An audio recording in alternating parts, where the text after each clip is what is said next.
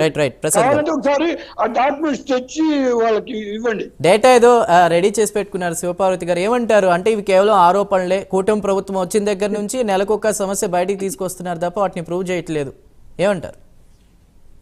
Prove చేస్తా ఉన్నాం కానీ మనకు కనిపించట్లేదు. ఇప్పుడు ఇందాక కృష్ణాంజనేయులు గారు అంటున్నారు మదనపల్లి కేసు ఏమైంది, ఫైల్స్ దగ్ధం. అక్కడ ఫైల్స్ దగ్ధం చేసిన రెవెన్యూ ఆఫీసర్ అరెస్ట్ చేశారండి, కస్టడీలో తీసుకున్నారు, విచారణ జరుగుతుంది. ఇంకొక ఇద్దరు పేర్లు చెప్పారు అతను, వాళ్ళని కూడా విచారణ చేస్తున్నారు.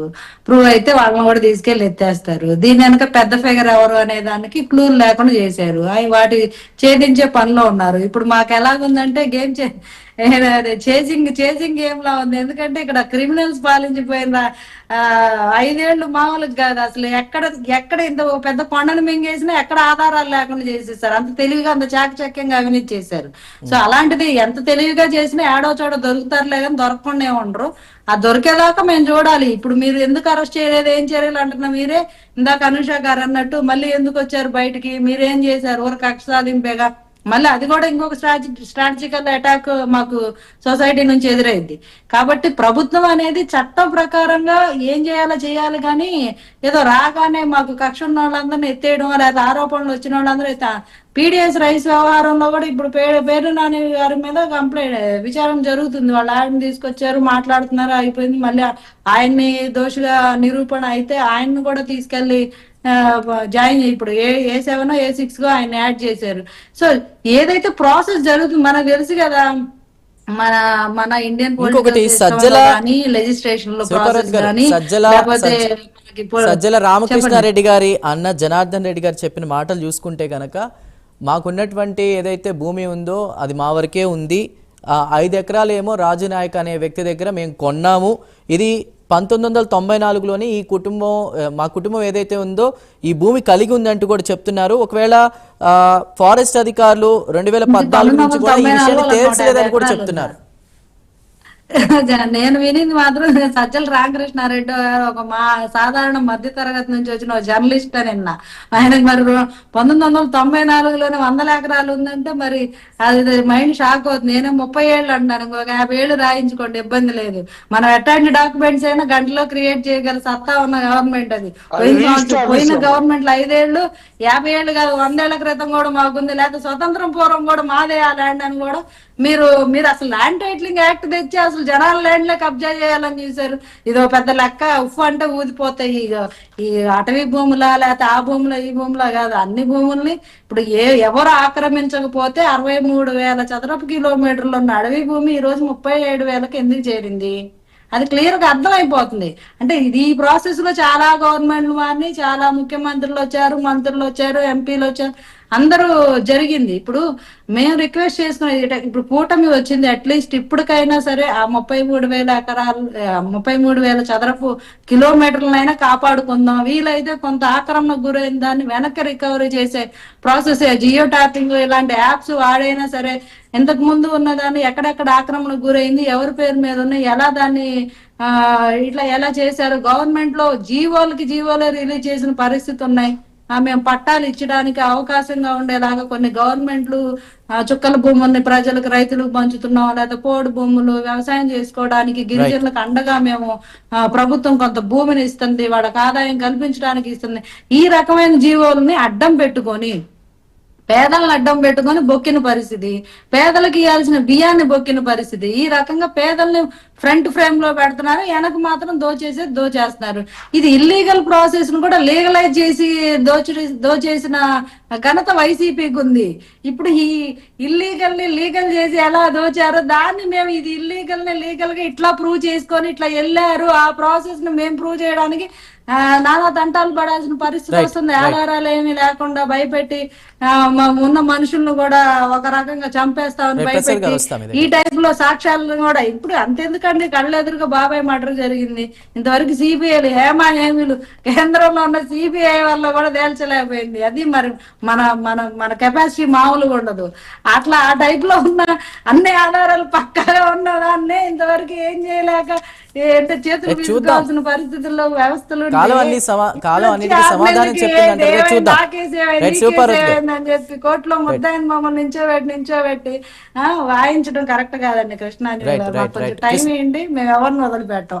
మిమ్మల్ని సాటిస్ఫై చేసే బాధ్యత మేము తీసుకుంటాం ఖచ్చితంగా. కోట ప్రసాద్ గారు మీ దగ్గరకు వచ్చే ముందు కృష్ణాంజలి గారు నాదో ప్రశ్న. అంటే ప్రభుత్వం మారినప్పుడల్లా అక్కడ ఉన్నటువంటి అధికారులు కొన్ని ప్రలోభాలకి గురవడం, వాళ్ళకంటూ కొన్ని పవర్స్ సరిగా లేకపోవడం, ఇదంతా చూస్తుంటే ఇప్పుడు ఈ సర్వే తర్వాత ఈ నివేదికలన్నీ చూసిన తర్వాత ఇప్పుడున్నటువంటి ప్రభుత్వం అయినా కొత్త చట్టాలు తీసుకురావాల్సిన అవసరం ఉందా, వస్తాయా? మీ మాట ఏంటి? చందు గారు, భారతదేశ వ్యాప్తంగా లేదా ఆంధ్రప్రదేశ్లో కానివ్వండి కఠినమైనటువంటి చట్టాలు. మనం ఆల్రెడీ భారత న్యాయ సంహిత అని మన చట్టాలని ఐపీసీ అప్పుడు ఇండియన్ పీనల్ కోడ్ కన్నా ఇంకా బలిష్టంగా మనం రాసుకున్నాం. చట్టాలకి ఏం కొదవలేదండి, మంచి చట్టాలు ఉన్నాయి. చట్టాన్ని ఇంప్లిమెంట్ చేసేటువంటి వ్యవస్థల్లో లోపం ఉంది. ఇంప్లిమెంట్ చేసే వాళ్ళు అధికారులు మాత్రమే కాదండి, పొలిటికల్ బాస్ చాలా ఇంపార్టెంట్. ఇందాక శివపార్వతి గారు చెప్పారు, ఎస్ అండి మేము చేస్తున్నాము, నేను అందుకని ఇందాక చెప్పా కొండంతో వేలకలను పెట్టారని. ఫైల్ తగలబెట్టేది ఒక అధికారినట, లేకపోతే వాళ్ళనంట వీళ్ళనట. వీళ్ళ ఎగ్జాగరేషన్ ఏమో బాహుబలి సినిమా టైప్ లోనే ఎగ్జాగరేషన్ ఉంది. మీకు ఆ ఫైల్ దగ్ధం సంబంధించినటువంటి కేసుకి విచారణ కోసం డీజీపీ వెళ్ళాడండి తిరుమలరావు, ఆయన డీజీపీ. తర్వాత సిఐడికి ఇచ్చిన తర్వాత సిఐడి చీఫ్ రవిశంకర్ ఐఎన్ఆర్ వెళ్ళాడు. వీళ్ళందరూ వెళ్ళి ఇప్పుడు వీళ్ళు ఎగ్జాగరేషన్, మీడియాలో వచ్చిన ఎగ్జాగరేషన్ ఎంత బ్యూటీ ఆఫ్ క్రైమ్ అండి. మీకు అర్థం కాదు, డిఐజీలు సైతం దిగొచ్చారు, మరి మేమేం ఎంక్వైరీ చేయలేదని మీరే అంటున్నారు. అందుకనే మీరు చెప్తా వినండి. అందుకే పెద్దిరెడ్డి రామచంద్రారెడ్డి వాళ్ళ ఆవిడ వాళ్ళ కుటుంబము 100 ఎకరాలు వ్యవహారం ఇవన్నీ చెప్పిన తర్వాత ఏమైంది ఆ కేసు అనేది? ఇప్పుడు మొత్తం గప్చుప్పండి, మొత్తం ఒక్కట్లే. ఇప్పుడు ఆ కేసులో ఏ విధమైనటువంటి ముందుకెళ్ళట్లా, ఎందుకు వెళ్ళటం లేదు అనేటువంటి దాని నేను ఆరోపణలు కూడా చెప్తాను. తర్వాత ఈ వీళ్ళకి సంబంధించినటువంటి విషయాల్లో అనేకమైనటువంటి అంశాలు, ఇందాక పేర్ని నానికి సంబంధించిన మేము బియ్యాన్ని పెద్ద వెలుగు తీసామని మాఫియా అది అని చెప్తున్నారు కదా.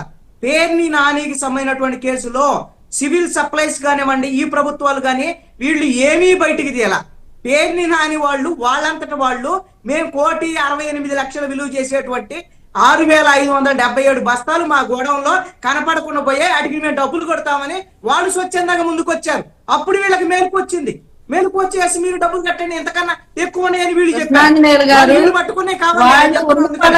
ఎప్పుడు ఈ రోజు ఎందుకు ఇచ్చారు? ఆల్రెడీ దాడులు జరుగుతున్నాయి గోడౌన్స్ మీద, వాళ్ళకి భయం వచ్చింది. నెక్స్ట్ మేము దొరుకుతాం బయటకు వచ్చారు. పార్టీ ప్రతిపక్షంలో ఉన్నప్పుడు వాళ్ళు ఎవరైతే వీళ్ళకి కీలకమైనటువంటి నాయకుడు ద్వారంపూడి చంద్రశేఖర్ రెడ్డి, వీళ్ళకి రాజకీయ ప్రత్యర్థి, ఆయన మీద ఎన్నో ఆరోపణలు చేశారు జనసేన వాళ్ళు. అతను ఇప్పుడు వచ్చి నేరుగా సవాల్ విసురుతున్నాడు. మీరు పట్టుకోండి, చేత అయితే నా దాటికి మీరు ఎందుకు పట్టుకోలేకపోతున్నారు, ఏంటి మీరు ఎందుకు తెలచలేకపోతున్నారు? ఇవి నేను ఎందుకు చెప్తున్నా అంటే ఇది అధికారుల వైఫల్యమో లేక చట్టాలు లేకపోవడమో కాదు. ఇప్పుడు బియ్యం మాఫియా ఈ రోజున జరుగుతుంది అంటే ఒక గ్రామం నుంచి, ఒక మండలం నుంచి, ఒక నియోజకవర్గం నుంచి వెళ్ళి పోర్టుల దాకా వెళ్తున్నాయి అంటే 7 నెలల నుంచి ఇప్పుడు కూడా బియ్యం మాఫియా రన్నింగ్ లో ఉంది. ఎవరున్నారు? ఎమ్మెల్యేలు 164 మంది ఎమ్మెల్యేలు, 21 మంది ఎంపీలు ఎవరు? ఈ తెలుగుదేశం, జనసేన, బీజేపీకి సంబంధించినటువంటి వాళ్లే కదా. మీ బియ్యం మాఫియా ఇప్పుడు కూడా కొనసాగుతున్నటువంటి పరిస్థితి ఉన్నటువంటి దాంట్లో ఇంకేం పట్టుకుంటారు? పొలిటికల్ బాసులుగా ఉన్నటువంటి మీరు అవినీతికి లాలూచి పడ్డటువంటి పరిస్థితులు ఉన్నాయి కాబట్టే ఈ రోజున ఏమీ పట్టుకోకుండా రోజుకు ఒక కొత్త అంశాన్ని ఇప్పుడు సజ్జల రామకృష్ణారెడ్డి 2-3 రోజుల్లో, 4 రోజుల్లో, 5 రోజుల్లో నడిపిస్తారండి. ఇది అయిపోయిన తర్వాత మళ్ళీ కొత్తది వస్తుంది. ఇదంతా కూడా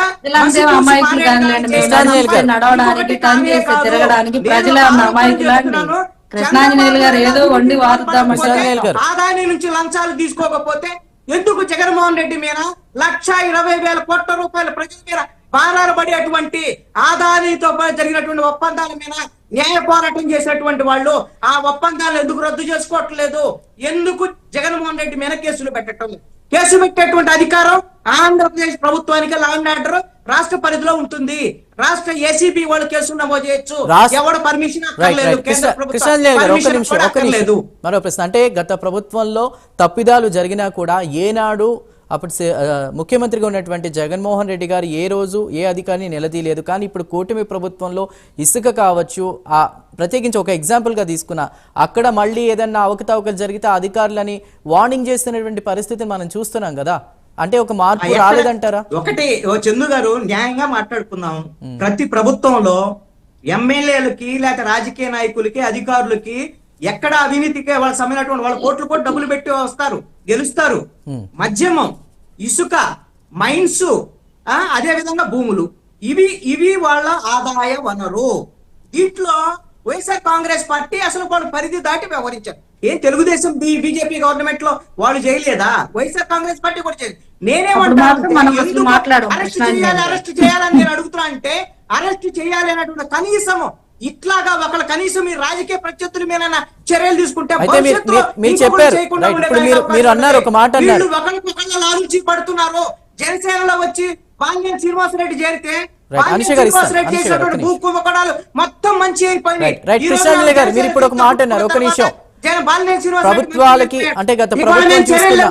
ఇలాగ అనేకమైనటువంటి ఉదాహరణలు చెప్తాను. పెద్దిరెడ్డి రామచంద్రారెడ్డి మీద చర్యలు లేకపోవడానికి కూడా కారణము ఈ రోజున చిరంజీవి ఇంటర్వ్యూ అయ్యాడు. దాంట్లో చిరంజీవి ఇంటర్వ్యూ అయ్యి ఎవరికి చెప్పారు? ఈ ప్రభుత్వంలో ఎవరు చేశాడో ఏం చేశాడో తెలియదు. పెద్దిరెడ్డి రామచంద్రారెడ్డి సంబంధించినటువంటి ఒక ఫైలు ఈ రోజున ముందు కదలట్లేదు. అంటే ఈ ప్రభుత్వంలో ఉండేటువంటి వాళ్ళకి ఇంతకు ముందు ఆధారాలు లేకుండా మనం నేను ఆధారం చెప్తా వినండి.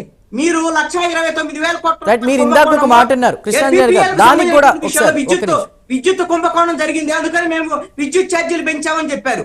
మొన్నటికి మొన్న షిర్డీ సాయి అనేటువంటి సంస్థ వైఎస్ఆర్ కాంగ్రెస్ పార్టీ ప్రభుత్వంలో అనేక కుంభకోణాలు చేసినటువంటి సంస్థతో ఈ ప్రభుత్వము మొత్తం ఒప్పందాలు మళ్ళీ చేసుకున్నది. ఎలా చేసుకున్నది, ఎందుకు చేసుకున్నది అని అంటే, వాళ్ళు మళ్ళీ ఈ ప్రభుత్వానికి కావాల్సినటువంటి అవినీతికి సంబంధించినటువంటి డబ్బులు ఇచ్చారు కాబట్టి మళ్ళీ దానికి సంబంధించి కావాలంటే చూపిస్తాను. వచ్చినటువంటి వార్త 2 రోజులు మరొకసారి ఖచ్చితంగా డిబేట్ పెడదాం. ఒక్క నిమిషం. ప్రసాద్ గారు ఏమంటారు? ప్రభుత్వాలకు ఆదాయం